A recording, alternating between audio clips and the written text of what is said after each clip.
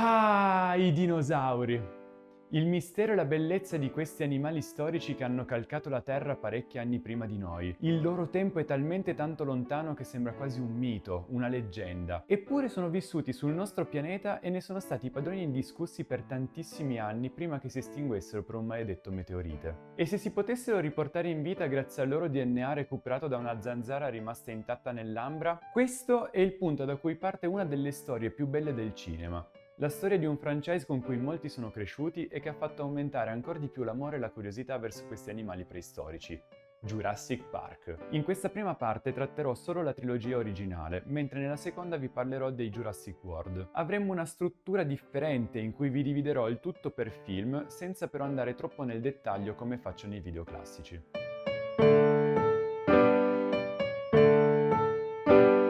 John Hammond, interpretato da Richard Attenborough, miracolo sulla 34esima strada tra i tantissimi film in cui ha recitato e regista premio Oscar per il capolavoro Gandhi, capo della InGen, scopre una pietra di ambra in cui è ancora ben conservata una zanzara con DNA di dinosauro al suo interno e decide, quindi, di sfruttare la genetica per far rinascere i dinosauri, mescolandone il sangue con quello dei rospi. Il tutto riesce grazie al lavoro del dottor Henry Wu, B.D. Wong, famoso soprattutto per aver lavorato in Law & Order. In seguito ad un incidente in cui un suo operaio rimane ucciso da un raptor, Hammond decide di chiamare 3 esperti per una valutazione del suo futuro parco di dinosauri situato su Isla Nublar. Il paleontologo Alan Grant, Sam Neill, l'uomo bicentenario e Peaky Blinders su tutti, la paleobotanica Ellie Sattler, interpretata da Laura Dern, Oscar alla migliore attrice non protagonista per Il bellissimo storia di un matrimonio, e il matematico Ian Malcolm, Jeff Goldblum, La Mosca, Independence Day e molti altri. Questi, seppur ammagliati dalla vista di dinosauri, sempre iconica e da pelle d'oca la scena dei brachiosauri, non sono convinti completamente della sicurezza del parco. Questa paura si concretizza quando il tecnico dei sistemi informatici Dennis Nedry, interpretato da Wayne Knight, ma sì, quello di Space Jam, stacca la luce del parco per poter rubare degli embrioni e i dinosauri iniziano a liberarsi e a seminare il panico. A complicare le cose si aggiunge la presenza dei nipotini di Hammond, interpretati da Joseph Mazzello, Bohemian Rhapsody,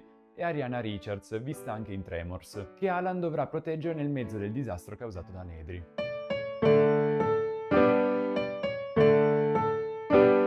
Il lavoro di Spielberg? No, non ve lo presento il creatore di E.T., Indiana Jones e altri mille film che hanno fatto la storia del cinema. Spielberg è Spielberg. È semplicemente sublime, accompagnato da una fotografia che rende bellissima ogni scena, da quelle più spaventose a quelle più epiche. Le musiche di John Williams non penso abbia bisogno di presentazioni nemmeno lui, essendo un 5 volte premio Oscar per la miglior colonna sonora. Comunque è stato compositore anche delle iconiche musiche di Star Wars, Indiana Jones e chi più ne ha più ne metta. Portano ogni scena ad un livello superiore. Iconico ormai il tema principale della serie che ogni volta mi mette i brividini. A livello di sonoro abbiamo un ottimo lavoro, soprattutto per quel che riguarda i versi, realistici o meno mi interessa poco, dei dinosauri, che sono un valore aggiunto non da poco al film. Recitazione e doppiaggio ottimi. Il primo film della saga è anche il più bello della stessa, divertente, emozionante, avventuroso e con momenti di tensione sempre ben dosati. Se non l'avete mai fatto, guardatelo.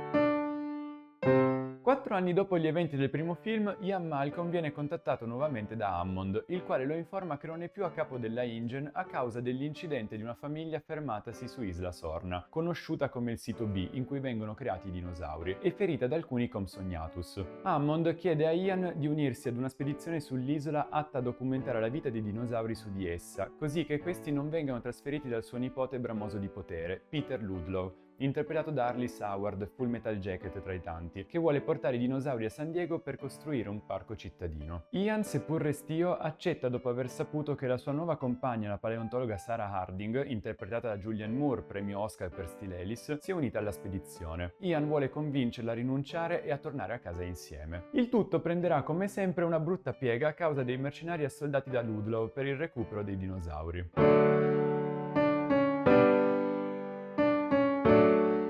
Registicamente il lavoro di Spielberg è sempre a un livello molto alto, così come per la fotografia, le musiche e il sonoro. Purtroppo la storia non riesce a colpire nel segno come il primo film e a riportare quella magia che l'aveva tanto contraddistinto. Ciò che a mio avviso dà un valore aggiunto in questo capitolo è tutta la parte finale in città. pur venendo risolta un po' troppo rapidamente. Recitazione e doppiaggio sempre di altissimo livello, un film che, pur essendo un paio di scalini inferiore al primo, forse anche qualcosina in meno, rimane divertente e godibile, pur avendo qualche personaggio un po' fastidioso e una storia di base meno interessante. Assolutamente consigliato, poche volte un sequel si regge comunque così bene in piedi.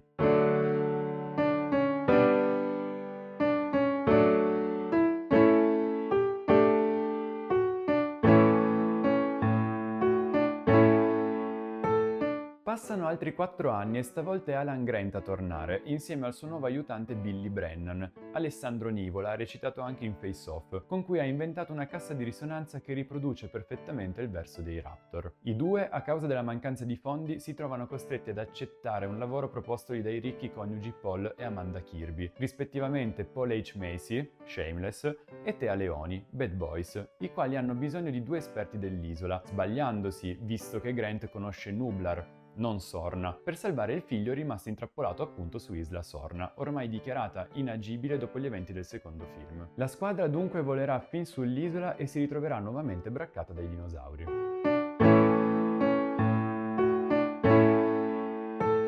Il cambio alla regia con l'approdo di Joe Johnston, regista di Jumanji e Captain America il primo Vendicatore, non fa sentire la mancanza di Spielberg, seppur si perda un po' il tocco di quest'ultimo. La fotografia rimane sempre di un livello altissimo, così come il sonoro e le musiche, questa volta curate da Don Davis, il quale ha lavorato a tutta la serie di Matrix, mica cacchi e fichi. Molto bene la recitazione e il doppiaggio, anche se questa volta una nota stonata c'è.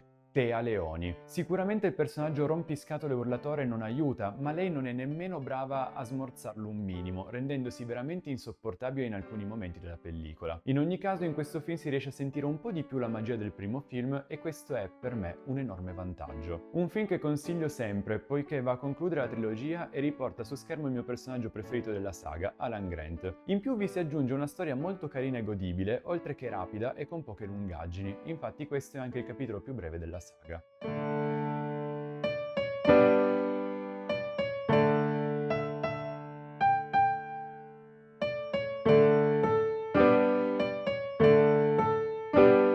Una trilogia che parte a bomba con un primo capitolo magico e divertente, che va a perdersi un po' con i seguiti, senza però capitombolare e mantenendo sempre alti i livelli di intrattenimento, anche grazie ad una colonna sonora che definire stupenda sarebbe riduttivo. E voi cosa ne pensate? Fatemi sapere la vostra nei commenti e, ovviamente, non dimenticate il like e il follow.